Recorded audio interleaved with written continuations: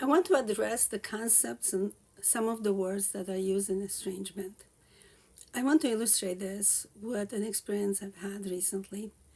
As a child, I grew up with my parents who were children Holocaust survivors. And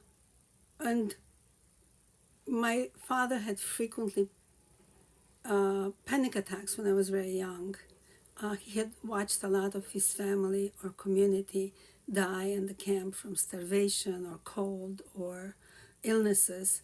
And so he would often have panic attacks when I was sick, and I was a very, very sickly child.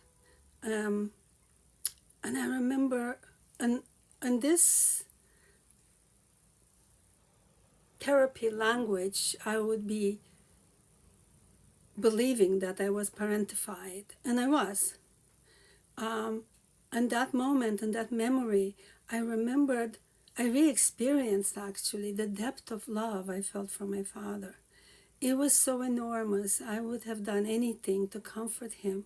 The depth of compassion and care I felt, it was so pure and large. And I remember, and I re experienced the thought of, well, if he blames me, maybe he'll feel better. What I took from re experiencing that, sort of out of nowhere, I was lying on the couch when I experienced it. What I took is the ability to love so deeply. And also, what I took from that is how did he outgrow all that? How did he process it by himself and became this calm, deeply centered, deeply present person? I felt a deep sense of pride and belonging that I am his daughter. I have not remembered that until maybe a year ago, and I never felt in my adult life this depth of love and connection with him. Now, if I was describing this experience to a therapist, we would be focusing on how I was parentified, what I missed out on, how I am lacking certain skills now because of that. But in that real spontaneous re-experiencing, I did see my lack of skills. I was allowing people to walk all over me, blame me for things that were their responsibility. I was often willing to pick up the responsibility for what they didn't do and never even mention it. I could see the connection. It was quick and very insightful, and it did change how I relate to people around me dramatically.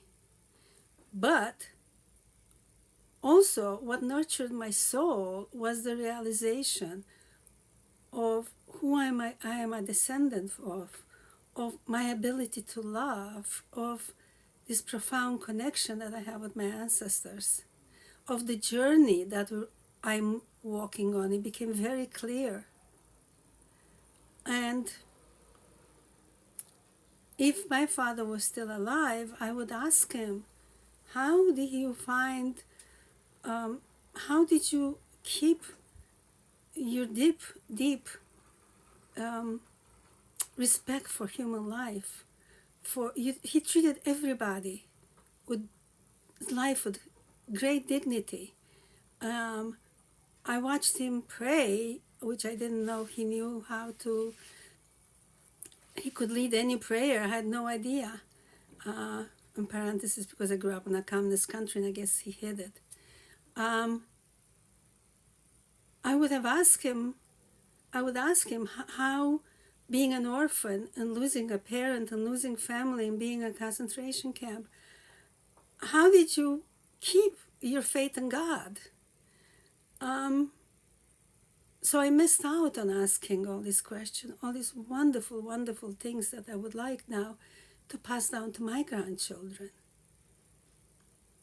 And in a way, being in therapy, mostly because I was studying it, it took me took me away from my real connection to my dad and deprived me of the real connection. I feel really badly for any adult child that is estranging from the parent. As much as my heart goes out to all the parents, and especially the mothers that are suffering and trying to make it through the next hour and through the next 10 minutes and through the next day and through the next holiday, my heart also goes out to all these strange adults for everything they're missing because they live in an alternate reality.